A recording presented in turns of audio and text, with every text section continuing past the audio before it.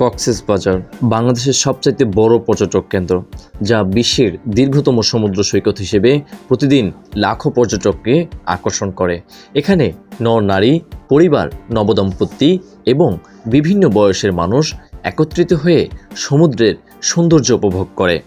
কিন্তু পর্যটনের এই ব্যস্ততার আড়ালে বিভিন্ন অনিয়ম ও বেআইনি কর্মকাণ্ড দীর্ঘদিন ধরেই চলমান। দেখা যায় দূর দূরান্ত থেকে আসা নানান মানুষ নানানভাবে তাদের আনন্দের মুহূর্ত কাটায় এখানে।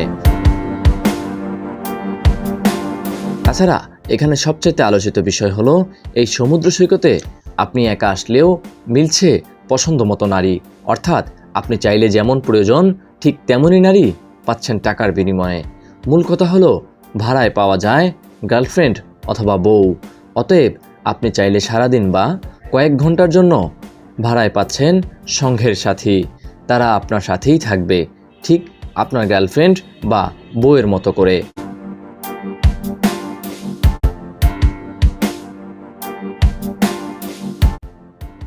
তাছাড়াও রয়েছে এমন কিছু নারী যারা টাকার বিনিময়ে নিজেদের শরীর বিক্রি করে থাকে, অর্থাৎ আপনি চাইলে সমুদ্রেরও আশেপাশে যে কোনো জায়গায় টাকার মাধ্যমে করতে পারছেন শারীরিক সম্পর্ক।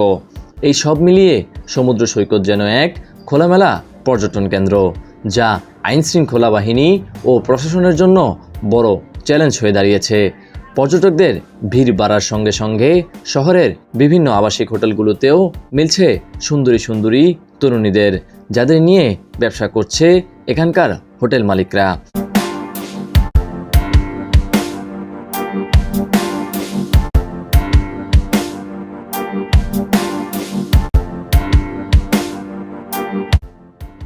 গোপন সূত্রে জানা যায় এখানে যত হোটেল আছে তার চাইতেও বেশি আছে যৌনকর্মী, যা পর্যটকদের আনন্দ ও আগ্রহ দেওয়ার জন্য ব্যবস্থা করা হয়েছে। অতএব আপনি যদি কোনো হোটেল ভাড়া নিতে চান, চাইলে সাথে আপনার পছন্দ মতো মেয়েও একসাথে ভাড়া করতে পারেন, অথবা আপনার পরিবার বা হানিমুনের জন্য সবচেয়ে ভালো ও মনোরম পরিবেশের হোটেলও পাওয়া যাচ্ছে এখানে। এখানে একটি মজার বিষয় হচ্ছে মাত্র 500 থেকে 50,000 টাকার মধ্যে মিলছে ঠিক এক রাতের জন্য হোটেল, 3 বেলা খাবার ও সাথে একটি সুন্দরী নারী। এছাড়াও কোথাও কম টাকায় আবার কোথাও বেশি টাকার প্রলোভন দেখিয়ে একটি অসাধু বাজার তৈরি হয়েছে। এতে শুধু পর্যটক পরিবেশ নষ্ট হচ্ছে না, নিরাপত্তার ঝুঁকিও বাড়ছে। সবশেষে বলা যায় এখানে নবদম্পতির হানিমুন, পরিবার নিয়ে ঘুরতে আসা ভ্রমণকারী ও সাধারণ মানুষের নিরাপদ অনেকটাই ঝুঁকিপূর্ণ।